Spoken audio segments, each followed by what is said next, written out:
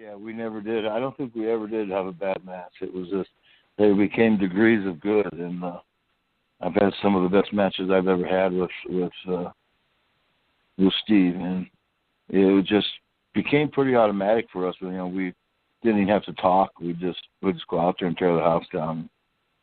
You know, I think he genuinely, you know, he liked me, and I genuinely liked him, and that chemistry came across. And you know, we were trying to work hard for each other. I mean, but it certainly did pay off. We drew a ton of money, and but you know, besides from Sting, you know, there was a Mick Foley in that group in that time period, and I had some great matches with Ric Flair, and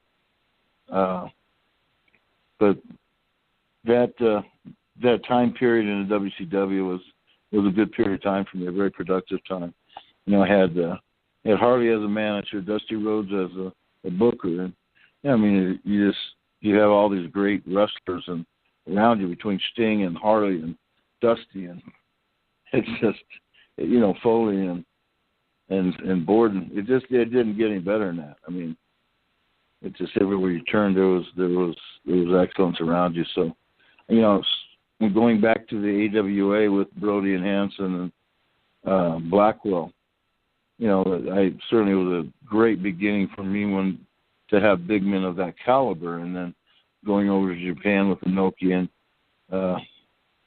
then the CWA in Mexico, and then finally hooking up with Harley and Dusty and Sting and Foley. I mean, it's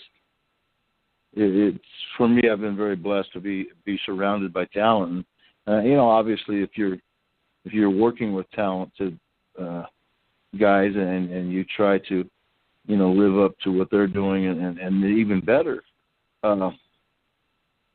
it's hard not to succeed. You know, you have to really be a klutz not to pick up on everything that everyone's doing. You know, their habits. I mean, you know, what made them good? What made Sting good? You know, he was in shape. He went to the gym. Yeah, and he was a student of wrestling, and so you become a lot of those same things that these guys were. And what made them good is now making you good. And, I feel very fortunate to, you know, have been able to go the places I've gone and wrestle with people. You know, be around all these guys. You know, and when you continue on that deal, I mean, going over to Japan with Inoki and Fujinami and Choshu, and then that second group of guys, you know, Muta and Hashimoto and Chono. I mean, I don't recall having many 5-star matches, but I did have a legitimate 5-star match with Muta. Yeah. And and I think I had one with Flair and a couple others that I thought were pretty good. But that one with Muta over in Japan stands out. It was some sort of a tournament. It was in the G1 Climax Series. Yep. If that means anything. Yes. And we were in, I think, the Sumo Palace. They were sitting on their. Anyways, we got done with the match, and the pillows they were sitting on for chairs, they started throwing them in the ring, and I thought, damn, that was a good match. What are these guys complaining for? The referee said, no, that's they only do that when the match is very special, when it's you know, good and really beyond good. In other words, it was very rare for, you know, I think it's the first time it had ever been done where the people that came to watch the sumo wrestling, when they had a great sumo match, you know, it happened once in 20 years where they would throw the pillows in. And it was to signify that was, you know, a very rare, great match, sumo match. And so when we pulled off that match and the pillows started coming in, it was a big deal. It hadn't been done very often, so we were pretty proud of that. Definitely, and that's an awesome match. But as I start to wind it down a bit here, I mean, the Muta match, obviously 5-star. You mentioned Flair having some great matches. But obviously, you know, you worked with Hanson. You guys had some awesome matches. Misawa, Kawada, Kobashi, all these legends. you have a couple more favorite matches, or maybe one that really sticks out more than others? Well, obviously the match with Hansen, where we were in the Tokyo Dome, and it was 90,000 people, and maybe more. It might have been the one that was 98,000 people. But Stan had broke my nose early in the match, and then my eye popped out of the socket, and I shoved it back in and kept going. That was a hell of a match. I mean, I watched that and I said,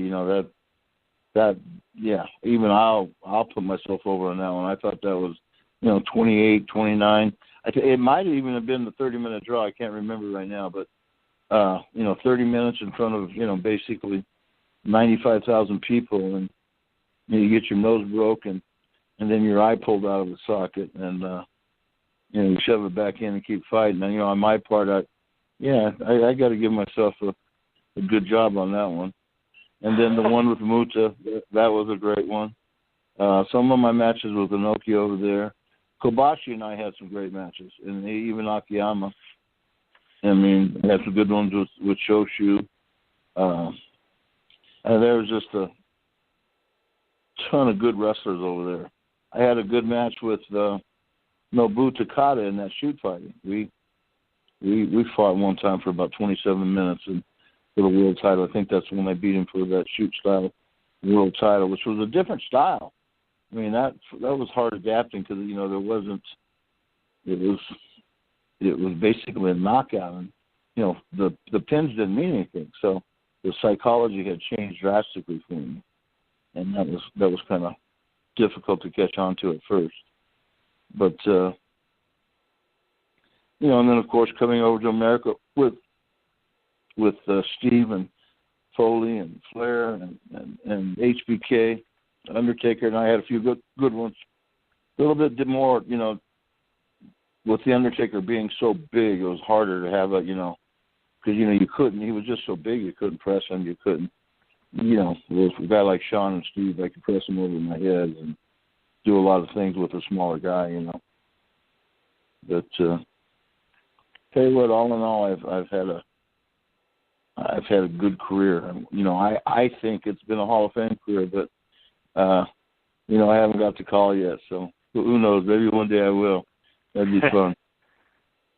I have to admit it's when you look at people of my time, like Rikishi's a little bit younger than me, and then so is Kevin Nash, but two very good big men, that are already in there, and they're younger than me. So it's kind of, wait a minute, maybe I missed my turn there somewhere, but it's without question, it's a very elite club, very prestigious club to be in, and I hope one day to get in it. I really do, but it hasn't happened for me yet. So